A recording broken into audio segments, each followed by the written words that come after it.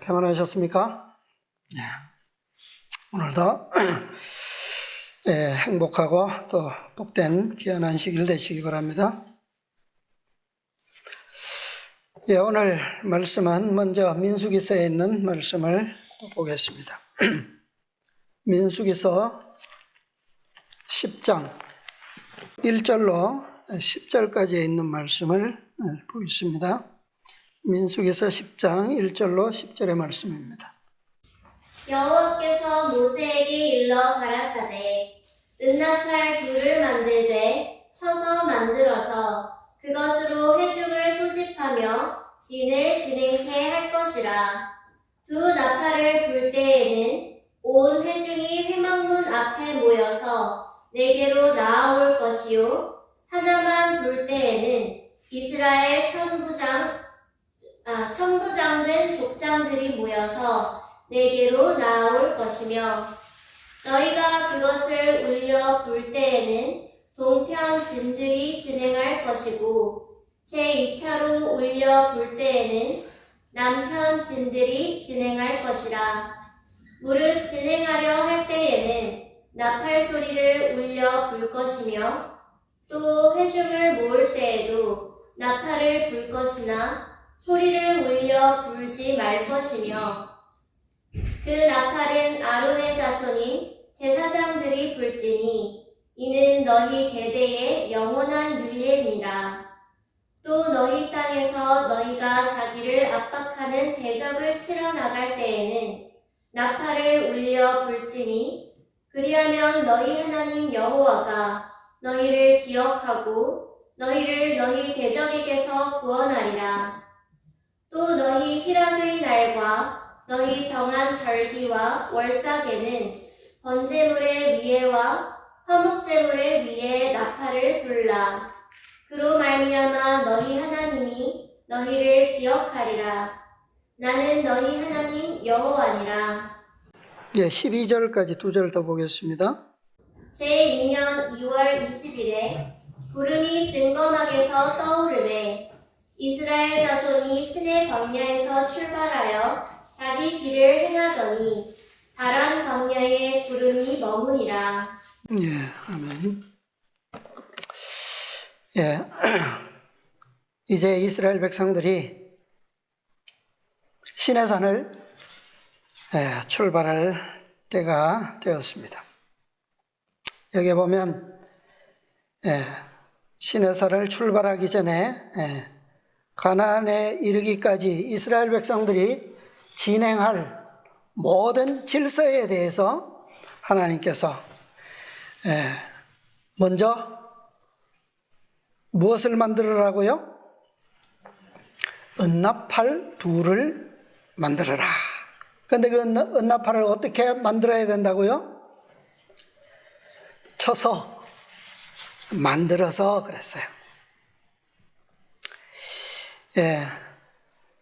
이제 시내산에서 셋째 기별이 끝나고 이제 시내산을 출발하게 되면 또 다른 기별이 주어질 것입니다. 이제 시내산을 출발한 이스라엘 백성들이 하나님께서 시내산에서 주셨던 그 1년 동안의 많은 율례와 규례들을 어떻게 믿음으로 잘 순종하고 받아들이느냐에 따라서 그 길의 질서가 유지될 수도 있고 또 시련과 고난을 또 겪어야 될 수도 있습니다. 이 모든 행진은 지금까지 시내산에 오기까지 행진해 왔던 것과는 전혀 다른 모습과 질서대로 이제 이스라엘 백성들은 가나안을 향하게 됩니다. 그리고 그들에게 그 가나안에 이르기까지의 모든 여정에서 모든 위험과 또 대처하는 모든 것들에 있어서도 이제는 과거에 하나님께서 애굽에서 시내산에 이르기까지 하나님께서 일방적으로 그들의 구원을 주장하시고 이루어 주셨던 것과는 좀 다른 방법으로 그들의 길들을 인도해 주실 것입니다. 자, 이제 그 시작을 오늘 좀 살펴보면서 오늘 나팔에 대한 하나님의 섭리를 좀 보고자 합니다. 자, 여기에 보면 은나팔 둘을 만들 때 쳤어 만들어서 그랬어요. 자, 우리 시내산에서 성소의 기별이 주어졌고 하늘에 있는 성전의 모형을 따라 지어진 그 모든 성전 기명들에 보면 특별히 하나로서 쳤어 만드는 그런 기명들이 있었죠. 어떤 기명이 있습니까? 어떤 기명이 하나로 한 덩어리의 금속으로 만든 기명이 있죠. 성전에 하나밖에 없어요. 그것은 뭐죠? 금등대입니다. 그렇죠? 금등대. 그것처럼 이 나팔도 한 덩이로 쳐서 만들어라. 근데 2개를 만들었습니다. 근데 그 재료가 뭐라고요? 은입니다. 은. 자, 우리가 금과 은에 대해서는 잘 이해하고 계시죠? 성경에는 이 2 종류의 나팔이 있어요. 2 종류의 나팔. 자, 첫째는 요벨입니다. 히브리어로 요벨. 이 요벨인데 이 나팔이에요. 근데 이 요벨에 뭐 이렇게 이 구약 성경에서는 이 단어가 이제 많이 나오는데 이 요벨이 무슨 나팔이냐 하면 수양의 뿔로 만든 나팔이에요. 수양의 뿔. 그러니까 양각 나팔입니다. 이 양각 나팔은 지금까지 시내산을 출발할 때에는 은나팔을 불게 되지만 그러나 지금까지도 나팔을 불었었어요. 그런데 그 나팔은 무슨 나팔이냐? 이 요벨 나팔입니다. 수양의 뿔로 만든 나팔이에요. 자, 수양은 누구를 표상합니까? 그리스도를 상징하죠. 그리스도를 표상합니다. 그래서 수양의 뿔로 만든 이 나팔은 그리스도의 권세로 말미암아 이루어지는 구원의 소리를 말해요. 그것이 바로 이 양각 나팔의 소리입니다. 자, 이것이 첫 번째 이 나팔의 종류고, 2번째 종류는 오늘 이 민수기 10장에서 나오는 바로 은나팔 나팔입니다. 이것은 히브리 말로 하초츠라예요. 하초츠라. 이 하초츠라의 뜻은 뭐냐, 의미는 뭐냐 하면 좁다, 가늘고 길다, 뭐 그런 뜻도 함께 포함하고 있어요. 오늘날 우리가 이 관악기 중에 나팔은 영어로는 뭐죠? 트럼펫이죠, 그죠? 트럼펫인데 이 트럼펫은 길죠, 그죠? 가늘고 긴 관으로 이루어져 있습니다.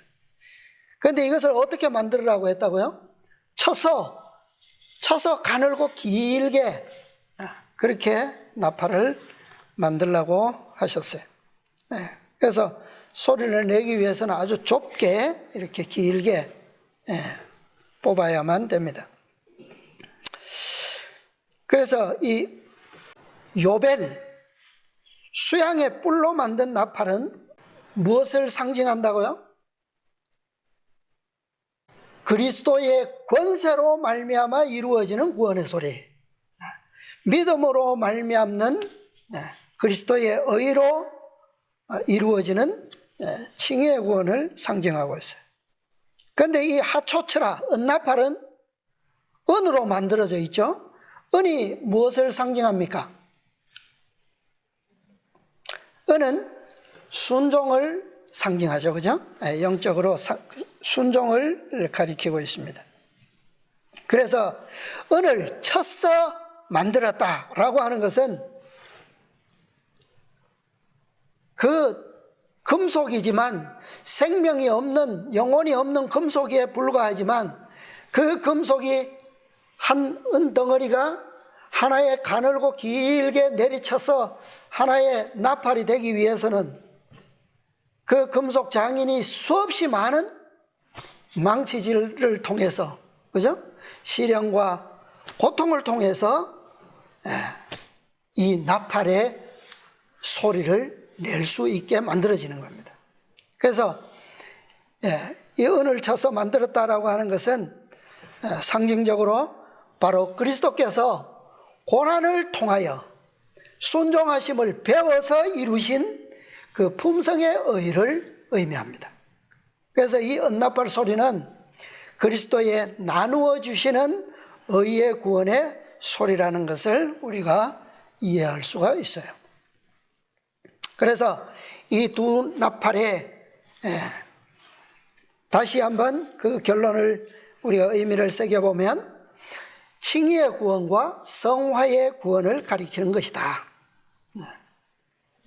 수양의 뿔로 만든 나팔 요벨은 믿음으로 말미암는 그리스도의 의의 권세와 구원을 가리켜주고, 은을 쳐서 만든 나팔 하초츠라는 순종으로 말미암는 그리스도의 의의 권세와 구원을 나타내는 소리라는 것을 우리가 이해할 수가 있습니다. 그 다음에 이것은 그 나팔의 그 재료로서의 두 종류를 생각했고요. 이제는 나팔 소리의 종류가 있어요. 소리의 종류. 이 소리의 종류에는 뭐 여러 가지 소리가 있는데요. 자, 첫 번째는 이 히브리어로 테루아라고 하는 소리입니다. 테루아. 테루아는 나팔 소리인데, 테루아가 의미하는 것은 명사예요. 명사인데 전쟁, 뭐 위급함 또는 기쁨을 알리는 소리, 나팔 소리, 또는 외침의 소리, 경고와 경보의 소리, 뭐 이런 명사적인 나팔 소리를 테루아라고 합니다. 그러니까 어떤 신호를 얘기하는 거예요. 신호. 이런 소리가 들릴 때는 이렇게 하고, 또 저런 나팔 소리가 들릴 때는 저런 신호를 의미하고, 그래서 예를 들면 이 절기의 나팔 소리들, 봄 절기에는 나팔 소리가 없어요. 가을 절기부터 나팔이 시작됩니다. 자, 이것은 우리에게 또 다른 의미를 가르쳐 주고 있어요. 그래서 가을 절기, 7월 절기에는 이 나팔절이 나팔을 불기 시작하죠. 그 다음에 속죄일에도 특별한 속죄일에는 이 나팔을 붑니다. 그것을 쇼파르라고 그래요. 쇼파르. 자, 그 다음에 두 번째 이 나팔 소리의 종류는 테루아에서, 테루아는 명사라고 그랬는데 동사로는 루아예요. 루아. 테를 뺀 루아. 이 루아는 나팔 소리를 말 그대로 동사적으로 불다, 외치다, 소리 지르다, 큰 소리로 부르다, 소리를 높이다, 뭐 이런 의미로서 루아가 있습니다. 그래서 이 테루아든 루아든 다 아까 나왔던 두 종류의 나팔이 다 사용됐어요. 수양의 뿔로 만든 나팔로도 가능하고, 그 다음에 은나팔로도 가능해요. 자, 출애굽기 19장 13절에 보면 그때는 은나팔이 만들어지기 전입니다. 그러니까 시내산에 도착해서 모세가 산에 오르고 백성들에게 하나님께서 친히 하나님의 음성으로 율법을 선포하실 때 그 준비로서 19장에 보면 이 양각나팔을 울렸는데, 어떻게 울렸느냐? 길게 울렸어요. 길게. 이것이 이 수양의 뿔 요벨의 그 나팔을 이스라엘 백성에게 모인 무리 중에는 처음으로 불었던 소리입니다.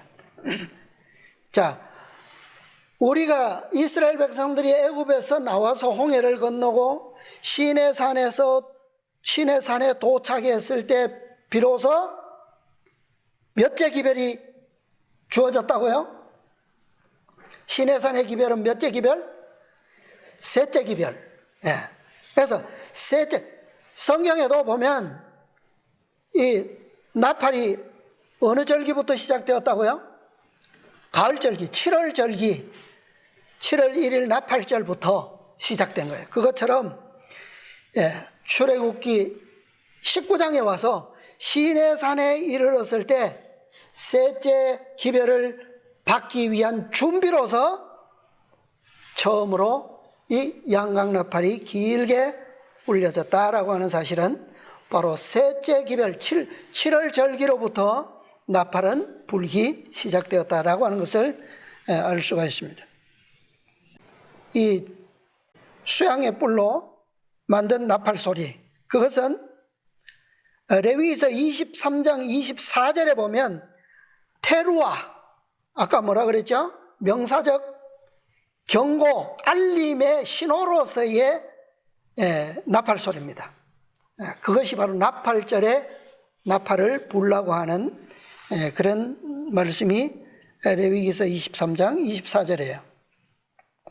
그 다음에 또 하나의 나팔이 있는데, 나팔 소리가 있는데, 이것은 레위기서 25장 8절로 10절에 가면 속죄일에 부는 나팔을 부는 쇼파르의 나팔 소리가 있습니다. 이 수양의 뿔로 부는데 이것이 언제냐 하면 속죄일입니다. 속죄일인데 어느 속죄일이냐? 특별한 속죄일이에요. 이 날은 희년 속죄일에 이 쇼파르를 불도록 되어 있어요. 그래서 이 에벨 수양의 뿔로 만든 쇼파르입니다. 나팔 소리. 전국에서 나팔을 크게 불지며 그렇게 말씀했어요. 자, 왜 가을절기인데 이 수양의 뿔로 만든 쇼파르를 불었느냐? 희년은 어떤 해예요? 50년 동안 이 팔림받아서 노예가 되었거나 또 뭐 이렇게 잡힌받은 본래의 모든 이스라엘 백성들은 가나안 땅에서 다 본연의 기업을, 지파별로 기업을 다 받았고 땅과 성읍을 다 받았잖아요. 근데 그것을 살다가 보니까 어떻게 해요? 어려운 때가 생기죠. 그럴 때는 땅과 집을 어떻게 할 때가 있습니까? 팔 때가 있어요. 그리고 몸까지 팔릴 때가 있습니다. 종으로 팔릴 때. 그러나 50년째 되는 희년의 속죄일에는 그것이 다 어떻게 돼요? 다 회복됩니다. 조건 없이 회복되는 거예요. 그 전에는 회복되기 위해서는 그 연수의 계산에 의해서 계산해서 물어야만 회복받을 수 있어요. 그러나 물지 않고 회복받을 수 있는 유일한 때가 있는데 그것이 바로 희년입니다. 희년의 속죄일. 그래서 이 희년의 속죄일은 자신의 공로로 되는 게 아니에요. 그래서 은나팔이 아닙니다. 수양의 뿔로 만든 쇼파르, 나팔 소리가 전국에서 크게 울려 퍼지는 거예요. 자, 그 다음에 또 하나의 쇼파르가 있는데 이건 실제적인 역사에서 사건에서 나타나는 쇼파르입니다. 이것은 언제냐 하면 여호수아서 6장에 보면 이스라엘 백성들이 가나안 땅에 들어가죠. 들어가서 이 봄절기가 길갈에서 유월절 무교절을 지키게 돼요.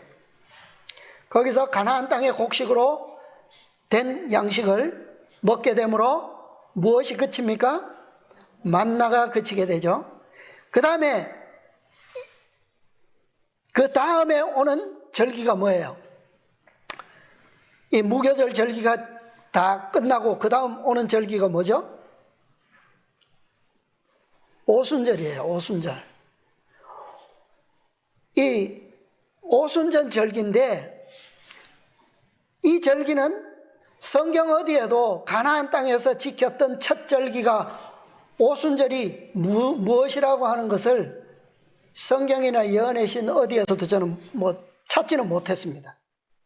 그런데 제가 이 나팔 소리를 보고 이것이 오순절이구나. 그리고 실제의 오순절 절기가 우리에게 남아 있어요. 그렇죠? 그것을 통해서 제가 여기에 좀 이해를 얻을 수가 있었는데요. 여호수아서 6장 4절로 13절에 보면 이스라엘 백성들이 어느 성읍을 돌죠? 질서를 딱 맞춰서 백성들이 어느 성을 돕니까? 가나안의 관문인 가장 큰 성, 이 여리고 성을 돌죠. 돌 때에 며칠 동안 돕니까? 7일 동안 도는데 6날 동안은 6일 동안은 한 바퀴씩 돌고 7일째 되는 날에는 몇 바퀴를 돌죠? 7바퀴를 돕니다. 그런데 그 도는 질서에 있어서 무엇에 맞추어서 도느냐? 이 은나팔에 의해서 도는 거예요. 나팔 소리. 그런데 여기에 보면 당연히 여기는 은나팔이 사용되어야 되는데 여호수아서에 보면 양각나팔을 잡았어요. 양각나팔. 그러니까 이 봄절기는 우리가 출애굽 사건에서 이미 보았듯이 앞에 두 기별에 대한 구원은 어떤 구원이라고요? 셋째 기별이 오기 전에 전에 이루어진 구원은 다 믿음으로 말미암는 그리스도의 권세에 의한 일방적 구원이었다. 그러니까 여리고의 무너짐은 이스라엘 백성들의 무엇이 없는 거예요. 거기에 이스라엘 백성들의 공로가 전혀 없이 그들의 능력과 힘이 아닌 전적으로 누구의 능력으로? 하나님의 능력으로 무너진 여리고성. 그렇게 해서 취하게 된 성이 바로 여리고성입니다. 그런데 여기서 분 나팔이 바로 7 양각 나팔이에요. 그래서 제가 생각할 때는 이 때가 바로 가나안에서의 첫 오순절 마지막 날이었을 거다. 그러니까 7바퀴를 돌던 그날이 저는 오순절이 아니었을까 제 생각입니다. 왜냐하면 그 마지막 날 7바퀴째에 뭐 하도록 했어요? 백성들로 하여금 그 7 양각 나팔이 크게 울려 퍼질 때에 너희는 뭐하라? 외치라. 큰 외침. 여기에 그 원어에 보면 이 외치라라고 한 그 외침이 뭐냐면 루아입니다. 루아. 나팔 소리의 동사예요. 동사. 자, 민수기로 다시 돌아가서 이 하초처럼 은나팔의 시대적 발전과 완성에 대해서 제가 성경을 좀 봤는데요. 민수기 10장 2절에는 은나팔을 몇 개를 만들어라? 두 개입니다. 분명히 2개예요. 그런데 은나팔을 둘을 쳐서 만들어서 그것을 그것으로 회중을 소집하며 진을 뭐하게 할 것이라? 진행케 할 것이라. 앞으로 전진할 때에 쓰는 것이 바로 이 나팔이에요. 8절에 보면 그 나팔은 누가 불어야 돼요? 아론의 자손인 제사장들이 불지니 그랬어요. 이는 너희 대대의 영원한 율례니라. 이 나팔은 제사장들만 불 수 있었습니다. 제사장들만. 그런데 아론의 아들들이 바로 제사장인데, 아론은 대제사장이고 아들들이 제사장인데, 아론의 아들이 몇 명이에요? 아론의 아들이 몇 명입니까? 원래는 넷이죠, 그죠? 넷이었는데 우리 지난 시간들에 봤지만 큰아들 나답과 둘째 아들 아비후는 어떻게 됐어요? 하나님께서 명하시지 않은 다른 불을 들이다가 성소 첫 봉사에서 죽어버렸어요. 두 아들이 남았습니다. 그 두 아들이 누구냐 하면 엘르아살과 이다말이에요. 그래서 아론의 남은 아들은 지금 두 아들만 있는 겁니다. 그래서 제사장만 불 수 있는 나팔이기 때문에 몇 개가 필요한 거예요? 두 나팔이 필요한 겁니다. 왜냐하면 두 아들은 이미 죽은 뒤였기 때문에 이 명령이 두 개로 만들어졌어요. 그 다음에 이 두 은나팔이 어떻게 발전해 나가느냐 하면 시대적으로 역대상 이 말씀을 좀 찾아봐야겠죠. 역대상 15장 24절. 그 앞에 다 읽으면 좋은데 그 전체를 장 전체에 관한 내용이기 때문에 딱 한 절만 보겠습니다. 15장 24절. 제사장 스바냐와 요사밧과 느다넬과 아미세와 스가랴와 브나야와 엘리에셀은 하나님의 궤 앞에서 나팔을 부는 자요. 됐습니다. 여기에 누가요? 이름들이 쭉 나오는데 그들은 누굽니까? 제사장이에요. 제사장. 나팔을 부는 자인데 몇 명입니까? 한번 세보세요. 여기엔 숫자가 안 나오니까. 스바냐와 요사밧과 느다넬과 아미세와 스가랴와 브나야와 엘리에셀 몇 명이에요? 7 제사장이 나팔을 부른 거예요. 그런데 이 나팔 부는 사건이 어느 사건이냐 하면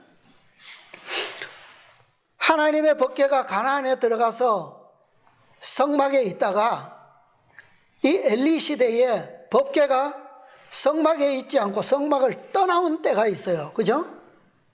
뭐 때문에 나왔습니까? 성막에서 블레셋과 전쟁할 때에 이기기 위해서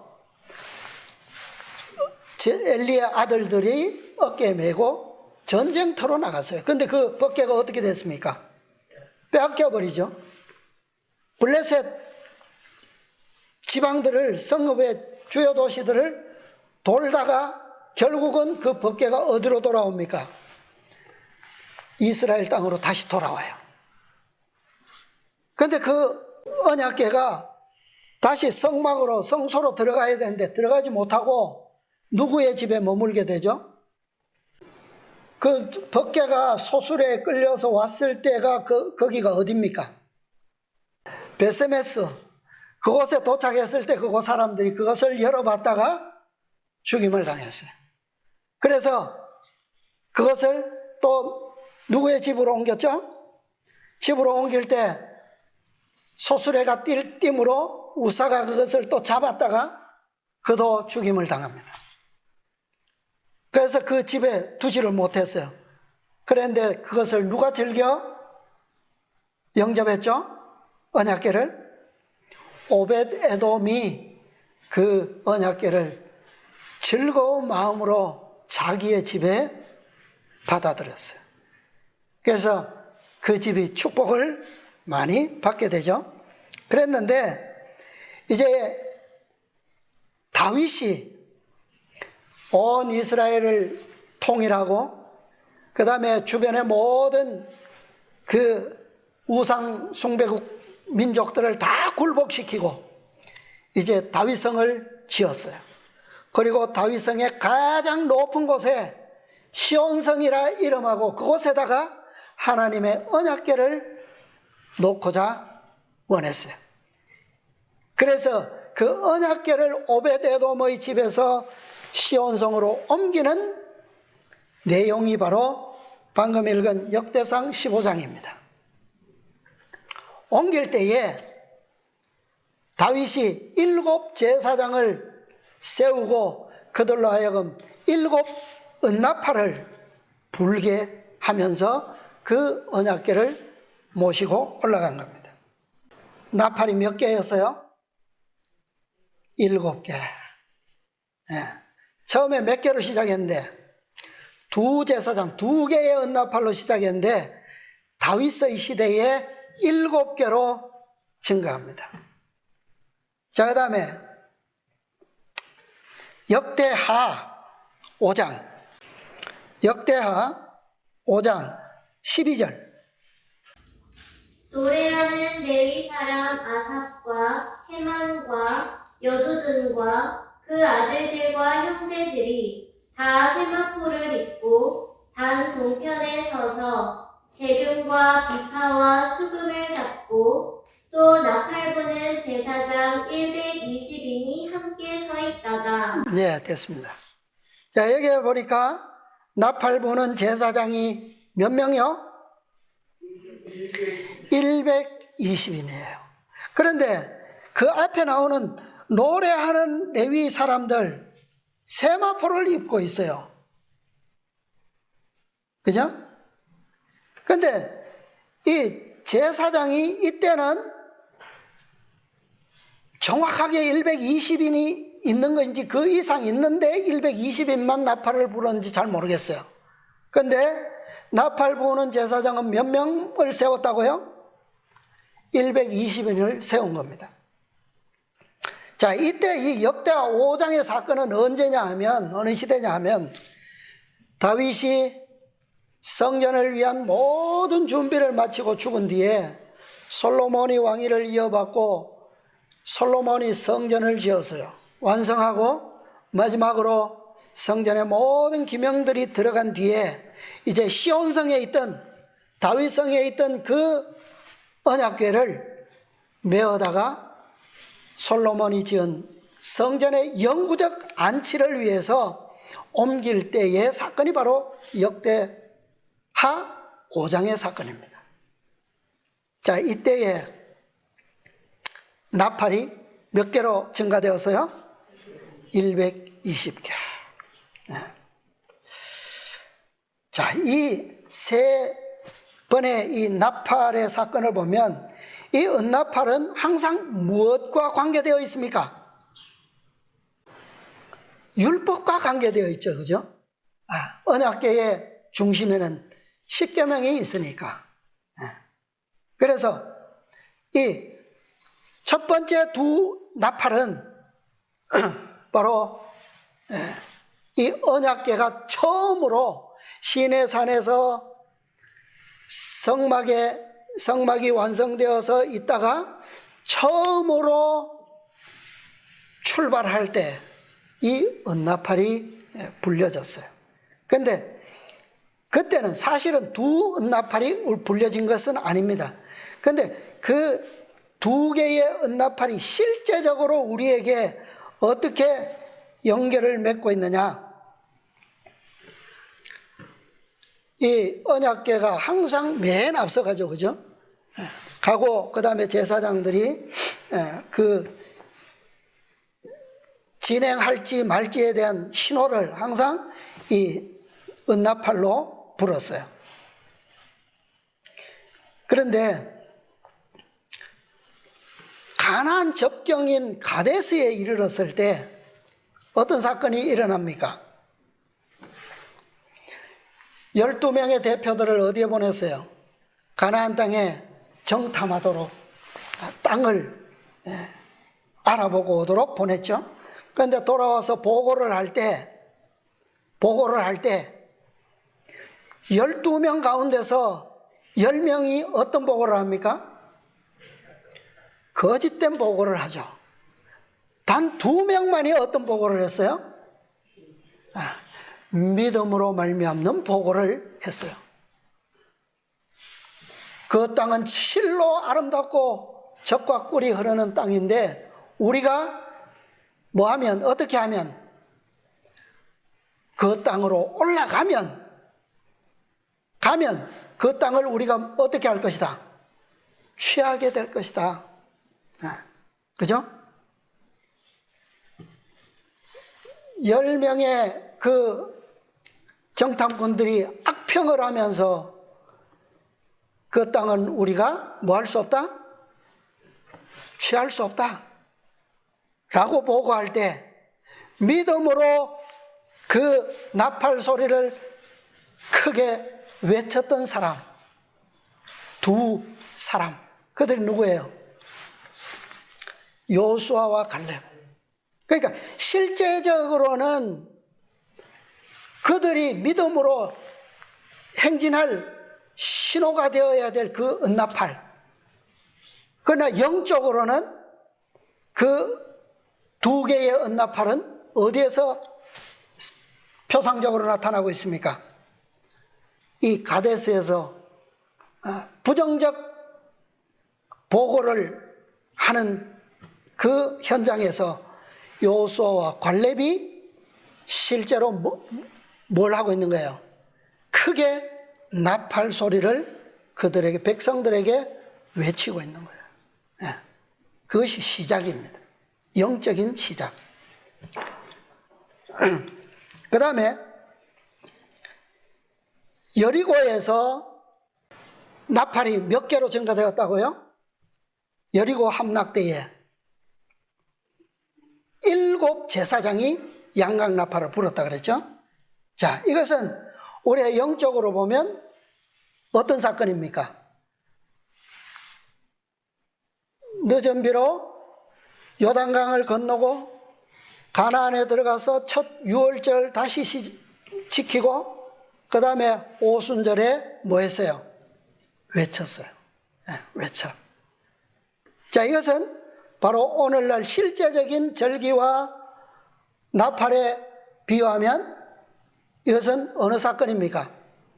늦은 비를 받은 백성들의 큰 외침이죠. 큰 외침.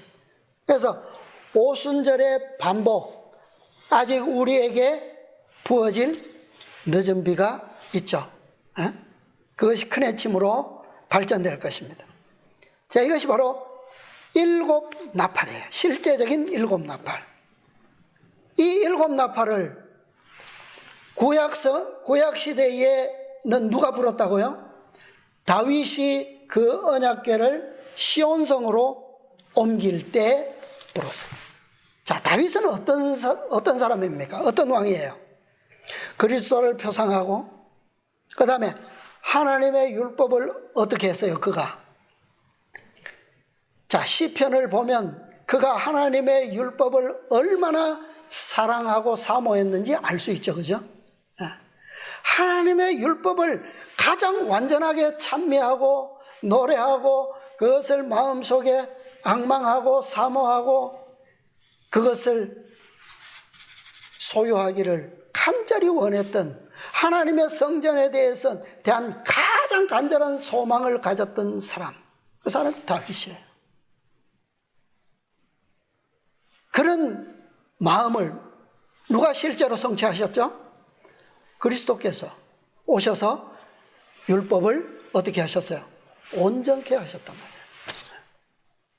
그런데 왜 7 나팔이냐? 7은 완전을 의미하죠. 그죠? 완전. 그래서 우리 계시록에도 가면, 요한계시록에다 가면, 자, 좀 볼까요? 계시록 10장 7절.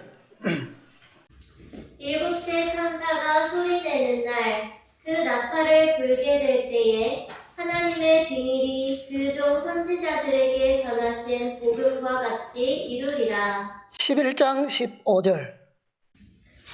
일곱째 천사가 나팔을 불매 하늘에 큰 음성들이 나서 가로되 세상 나라가 우리 주와 그 그리스도의 나라가 되어 그가 세세토록 왕노릇 하시리로다 하니. 예. 자, 이것이 언제예요? 언제 이 일곱째 천사가 나팔을 붑니까? 지성소 시대. 그죠? 어느 절기에 나팔을 불라고요? 가을 절기, 7월 절기에. 그러니까 나팔절로부터 시작되는 겁니다. 그래서 이 계시록에 보면 7인이 나오죠. 그죠? 그 다음에 7 나팔이 나옵니다. 이것은 동시대의 사건들을 다르게 상징하고 있는 거예요. 7인은 예수님께서 하늘 성소에 들어가셔서 성소 봉사로부터 시작하셔서 지성소의 봉사가 끝나기까지의 의인들을, 하나님의 백성들을 위한 그 역사가 7인이에요. 그런데 같은 시대에 그 복음을 거절한 악인들에게 성취되는 사건이 7 나팔로 나타나 있습니다. 같은 것이에요. 그런데 여기에서 방금 본 이 성경절에서 말하고 있는 이 나팔, 7째 천사가 소리내는 날 그 나팔, 이 나팔은 헬라어로는 살피조입니다. 살피조.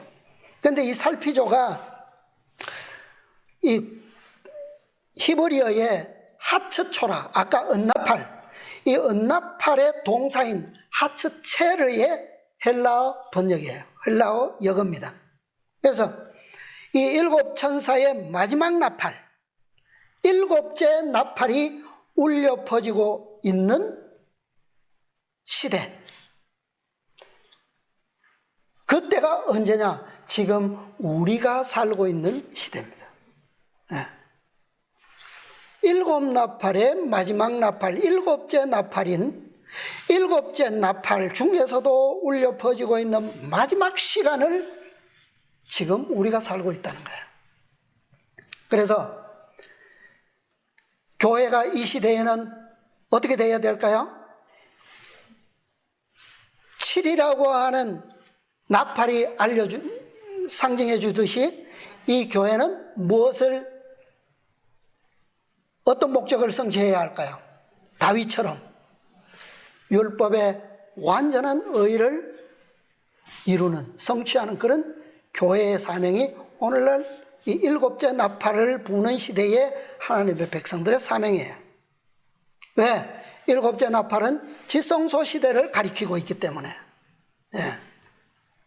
자, 그 다음에 아까 솔로몬 성전의 언약궤가 안치될 때 그때 제사장은 몇 개의 나팔을 불었다고요?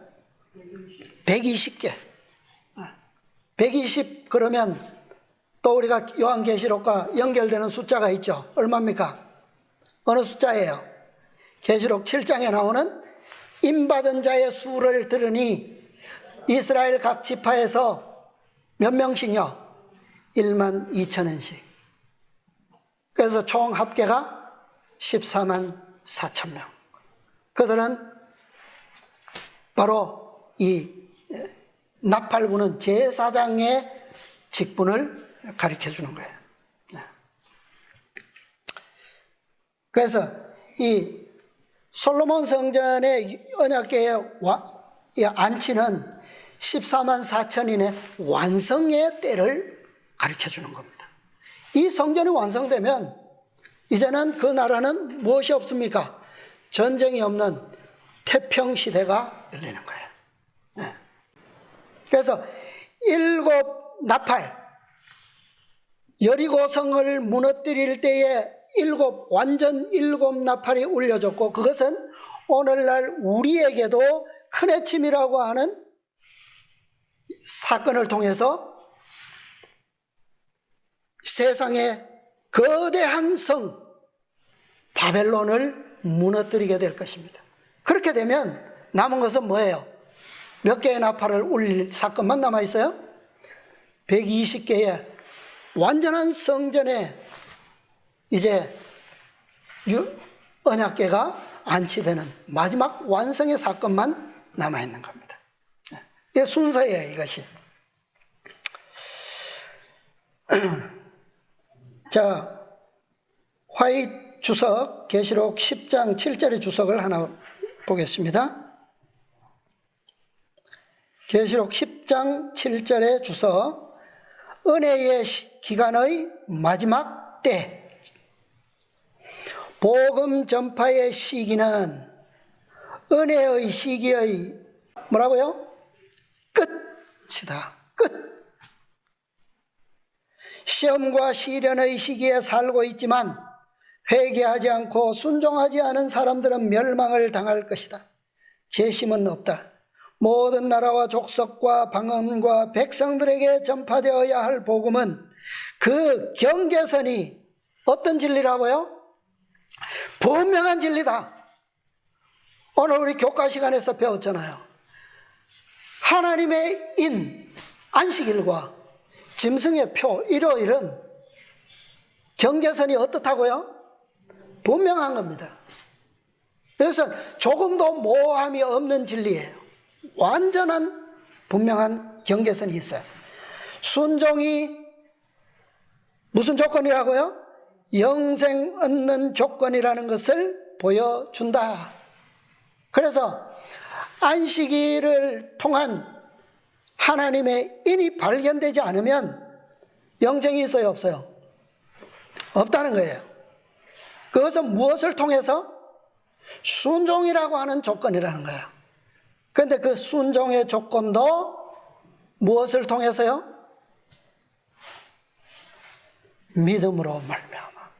그래서 이 마지막 여리고를 무너뜨리는 그 나팔 소리는 무슨 소리라고요? 양각 나팔 소리. 그리스도의 희생을 상징하는 양각 나팔 소리라는 거예요. 그리스도는 그가 그들의 죄를 가져가시도록 허락하는 사람들에게 그의 의를 어떻게 하신다? 나누어 주신다. 그래서 성화를 상징하는 나눔의 의도 누구의 의라고요? 그리스도의 의라는 겁니다. 우리는 그분 안에서 우리를 어떻게 하시는? 온전케 하시는 그리스도의 은혜를 입고 있다.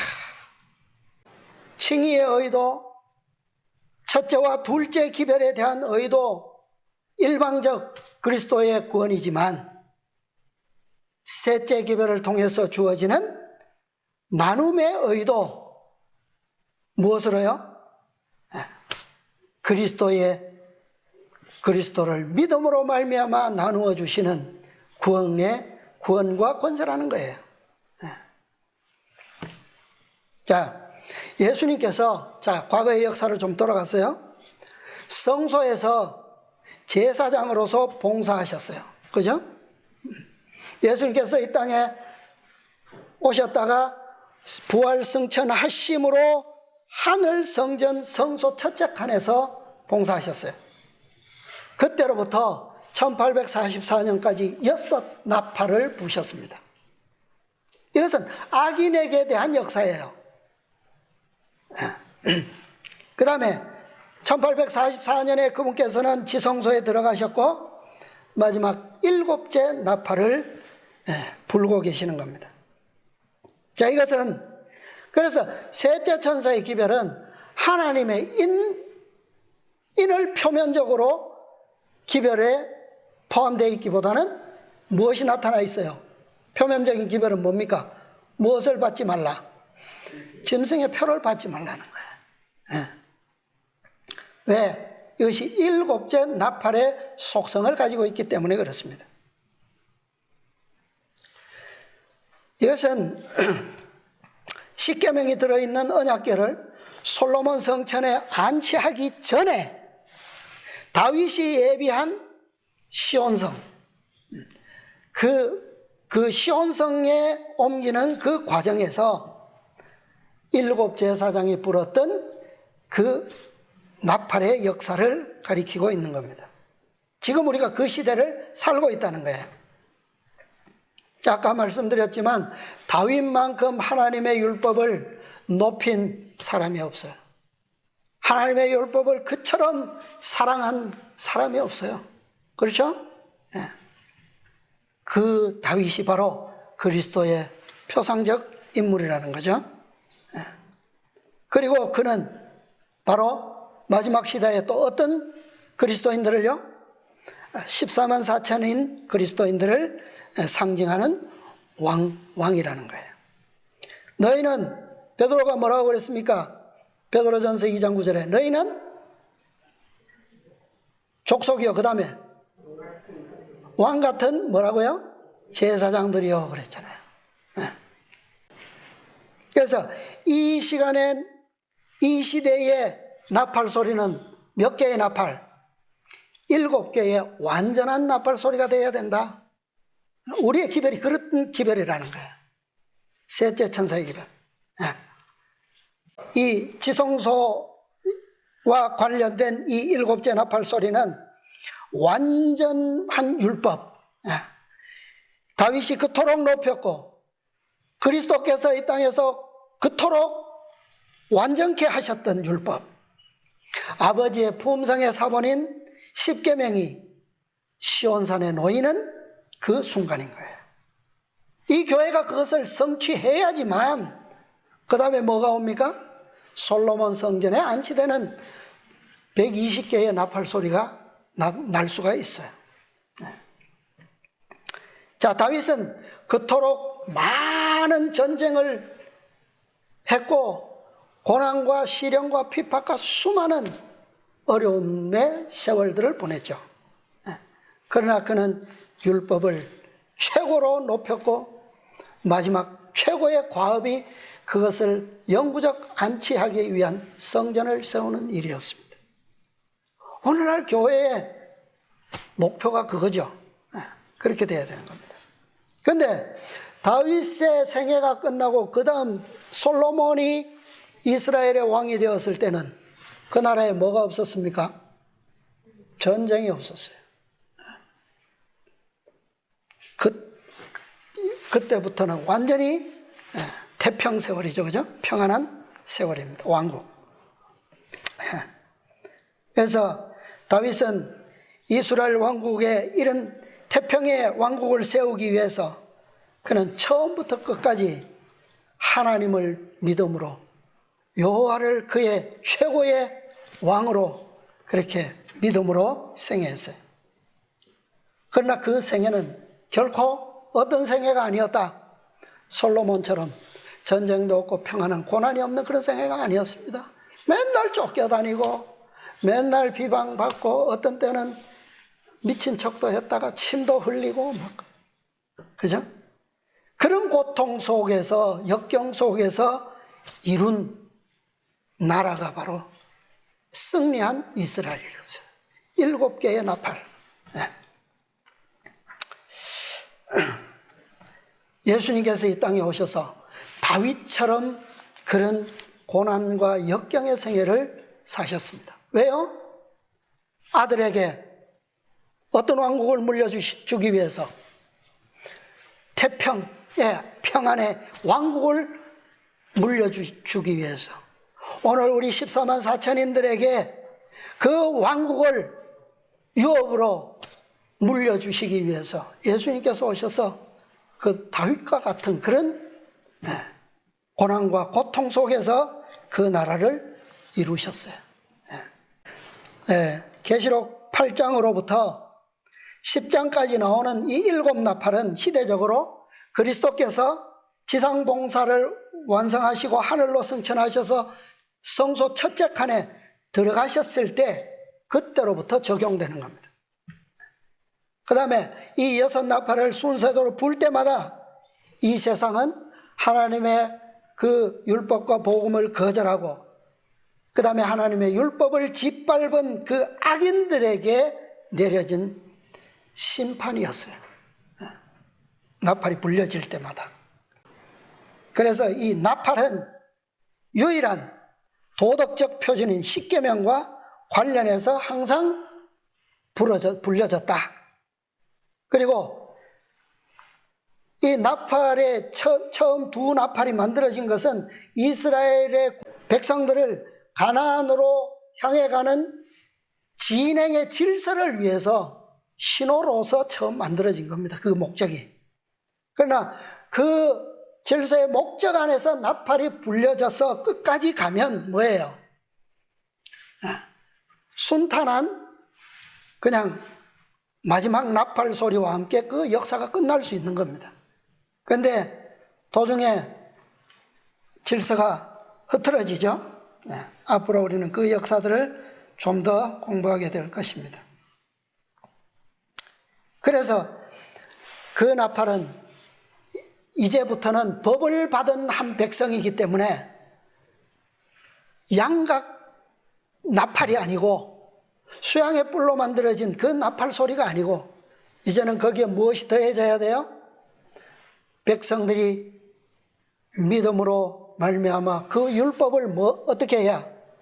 순종하는 질서가 따라야지만 되는 거예요. 그런 의미에서 무슨 나팔이 만들어졌다고요? 문나팔이 만들어진 겁니다.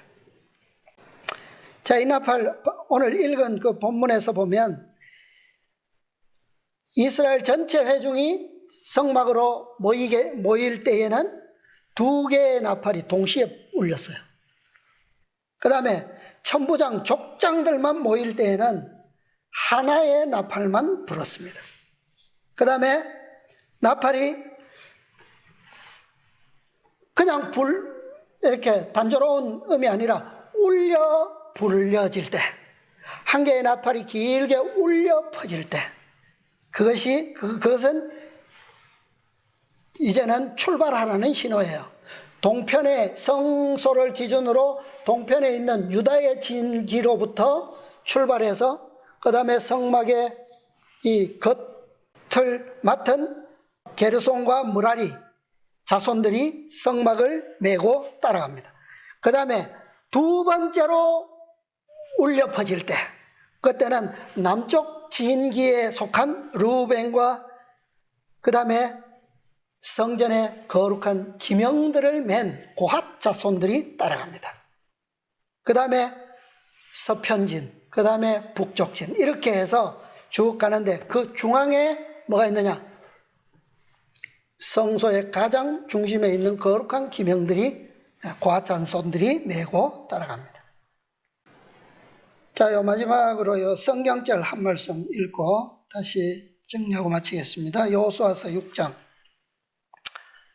아까 보지 않았기 때문에 다시 한번 보겠습니다. 이것은 우리에게, 왜냐하면 다시 반복될, 완전히 성취될 역사가 우리에게 맡겨져 있기 때문에 그래요. 중요합니다. 여호수아서 6장 1절부터 보겠습니다. 이스라엘 자손들로 인하여 여리고는 굳게 닫혔고 출입하는 자 없더라. 여호와께서 여호수아에게 이르시되, 보라, 내가 여리고와 그 왕과 용사들을 내 손에 붙였으니 너희 모든 군사는 성을 둘러 성 주위를 매일 한 번씩 돌되 엿새 동안을 그리하라. 오늘 우리는 이 명령에 따라서 우리는 제7일 안식일을 지키고 있는 거예요. 그죠? 그 다음에 4절, 제사장 7은 7 양각, 이 요벨이에요. 양각나팔, 요벨.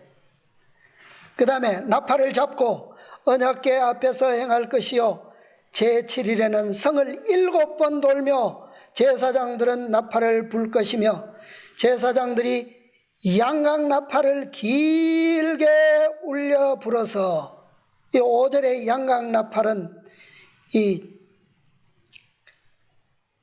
쇼파르입니다. 쇼파르. 속죄일에 부는 것처럼 길게 울려 불어서 그 나팔 소리가 너희에게 들릴 때에는 백성은 다 큰 소리로 외쳐 부를 것이라. 여기에 큰 소리로 할 때는 경고의 신호인 테루아입니다. 테루아. 그냥 나팔 소리. 근데 외쳐 부를 것이라, 이것은 동사예요. 루아, 동사. 실제로 백성들이 뭐 하라는 겁니까? 그 신호에 맞추어서 똑같이 외치라는 거예요. 그리하면 그 성벽이 무너져 내리리니 백성은 각기 앞으로 올라갈지니라 하시매, 눈의 아들 여호수아가 제사장들을 불러서 그들에게 이르되 너희는 언약궤를 메고 7 제사장은 7 양강나팔을 잡고 여호와의 궤 앞에서 행하라 하고. 그래서 이 6일 동안 한 바퀴씩 도는 것은 오늘날 우리가 일요일 효명이 내리게 되면 이제 한 바퀴씩 돌게 될 겁니다. 그래서 이 일요일과 안식일이 세상에 이제 나타나게 될 거예요. 그때에 마지막 7째 날, 그때는 몇 바퀴를 돌으라고요? 7바퀴를 돌고 7째 마지막에 뭐 하라고요? 외치라는 거예요. 외쳐 부를 것이라. 이게 큰 외침입니다. 그래서 이것은 실제로 우리가 7 양강나팔을 오늘 우리는 믿음으로 어떻게 해야 돼요? 세상은 다 첫째 날 일요일에 예배하지만 참 하나님의 백성들은 7째의 안식일을 지킴으로 우리는 이 큰 외침을 위해 준비를 하는 겁니다. 그래서 그때는 백성들이 이 내려진 법령으로 인해서 하나님께 구하게 되고, 그 다음에 능력을 받아서 불게 되는 것이 바로 이 수양의 뿔로 만들어진 쇼파르입니다. 양강나팔. 나팔이 아니에요. 그래서 이것은 바로 큰 외침의 능력은 전적으로 누구의 능력이다? 그리스도로 말미암은 성령의 능력이기 때문에 양강나팔이 불려지는 거예요. 자, 우리는 마지막 오순절인 쇼파르, 늦은비를 기다리고 있습니다. 그래서 이것은 우리가 오늘 기억해야 될 것은 이 마지막 늦은비의 쇼파르, 오순절, 이것은 먼저는 요벨의 양강나팔, 첫째와 둘째에 주어진 기별을 통한 경험이 필수적이라는 겁니다. 그 다음에 셋째 기별을 경험함으로 하초철학, 은나팔도 경험해야 된다. 이 두 가지가 필수적으로 경험된 자들에게 마지막 이 오순절, 가나안에 들어가서 첫 오순절 큰 외침을 할 수 있게 된다는 거예요. 그래서 이 세 천사의 기별은 묶어져 있다. 그래서 순서대로 이것이 경험되지 않으면 결코 가나안에 들어가서 오순절의 큰 외침을 할 수 없다라고 하는 것을 오늘 이 교훈을 통해서 우리가 결론을 내릴 수가 있습니다. 그리스도를 믿음으로 말미암는 완전한 구원의 칭의, 그것이 첫 번째 조건이고, 그 다음에 그분의 순종을 믿음으로 말미암아 완전한 품성의 성화를 경험한 그러한 자들에게 마지막 쇼파르는 울릴 수 있게 된다는 겁니다. 새해에는 우리 모두 믿음으로 이 은나팔이 알리는 소리를 따라서 믿음으로 가나안을 향해 출발하게 되시기를 바랍니다. 혹 실수하고 넘어질 수도 있겠지만 다른 능력의 기별들이 기다리고 있습니다. 허락될 겁니다. 그러나 역사적으로는 실제로 우리는 그 모든 시간을 어떻게 했어요? 다 지나왔어요. 우리가 다시 회고하는 시간이지 그것을 실제로 성취하는 시대가 아니에요. 다 지나갔습니다. 그죠? 확정하는 것만 남아있는 거예요. 우리가 새해로부터는 이제 불신하지 않고 믿음으로 전진해서 이제는 우리에게는 마지막 쇼파르, 이것만 남아있음을 기억하고 소망하면서 우리 모두 희망찬 믿음의 전진의 해가 되기를 소망하면서 오늘 말씀을 마치겠습니다. 하늘에 계시는 사랑과 자비가 풍성하신 저희들의 아버지, 오늘도 이 땅에는 수많은 사람들이 세상에서 쾌락과 탐욕과 이기심을 위하여 살아가지만 아버지, 오늘 저희들에게 이 거룩한 안식일을 저희들로 알게 하시고 또 저희들에게 놀라운 축복의 날로 우리에게 허락하셔서 이 날을 오늘 이 적은 무리지만 주의 성전에 모여서 아버지의 말씀으로 아버지께 예배할 수 있도록 은혜 주셔사오니 감사합니다. 아버지, 주님께서 참으로 모든 시대를 통하여 이 구속의 경륜을 작정하시고 또 그 시대의 백성들에게 놀라운 빛으로 역사하시고 계시하셔서 오늘 우리에게까지 이 놀라운 경륜들이 성취될 수 있도록 또한 구원의 기별들을 우리에게 증거해 주셔사오니 감사합니다. 아버지, 우리가 믿음으로 이 모든 계시의 기별들을 우리의 마음속에 받을 수 있도록 도와주시고 또한 아버지께서 이 땅에 참으로 영생을 주시는 조건으로서 유일한 도덕적 표준으로 세우신 그 율법을 아버지 우리의 마음에 또한 선포하셨사오니 이제는 그 율법을 우리가 믿음으로 사랑할 수 있도록 도와주시고 주님께서 이 땅에서 그렇게 이루시고 성취하심으로 보여주셨던 그 믿음을 오늘 우리에게도 허락하셔서 아버지, 우리도 우리의 마음속에 아버지의 그 크신 사랑이 아버지 우리의 몸과 마음의 풍성이 기록될 수 있도록 은혜 베풀어 주시옵소서.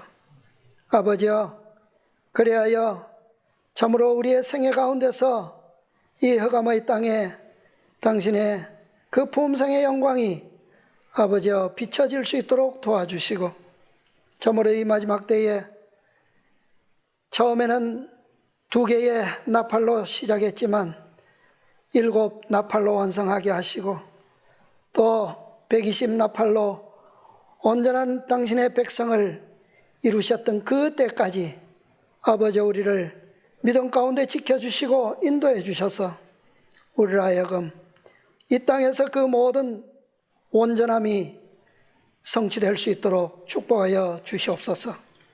그리하여 주님께서 마지막 나팔로 재림하실 때에는 우리가 하늘 유리 바닷가에서 나팔이 아닌 아버지의 그 품성의 속성인 공의와 자비가 충만하게 어우러진 검은고 소리로서 아버지여 우리가 아버지의 보좌 앞에 찬미를 올릴 수 있도록 아버지 우리를 축복하여 주시옵소서. 아버지, 오늘 우리에게 맡겨진 사명이 얼마나 거룩하고 엄숙한 것을 아버지 우리의 마음속에 성령을 통하여 깊게 감명시켜 주셔서 아버지 우리의 믿음이 믿음으로 전진될 수 있도록 도와주시고 새해에는 우리가 믿음으로 참으로 제사장들이 거룩히 부는 이 나팔 소리를 따라서 질서 있게 참으로 가나안을 향하여 한 걸음 한 걸음 전진하는 우리의 생애들이 다 될 수 있도록 축복하여 주시옵소서. 비록 광야를 만나고 또 여러 가지 어려움을 만날지라도 아버지의 요수아와 갈렙과 같은 믿음의 큰 외침을 한치도 물러서지 않는 그러한 믿음으로 전진할 수 있도록 인도하여 주시옵소서.